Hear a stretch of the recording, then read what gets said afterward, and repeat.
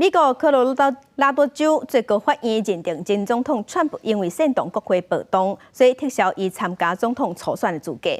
即马伊的对手，即马美国总统拜登接受访问的时候，媒体问到这件代志，伊是随打一个时机攻击川普。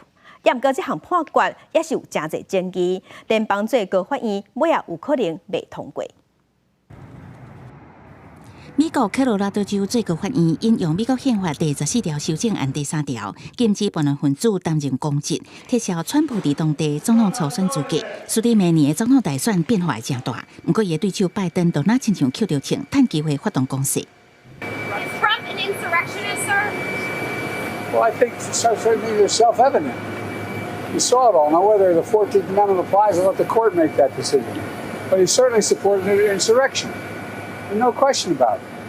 不过，有学者分析指出，川普煽动支持者去国会干扰认证拜登当选总统的程序，敢有牵涉到叛乱？也甲美国宪法第14条修正案第3条，是毋是适用总统的职位？这拢是本案有待查清楚的关键。部分学者研判，联邦最高法院到尾也是会改变科州的裁决。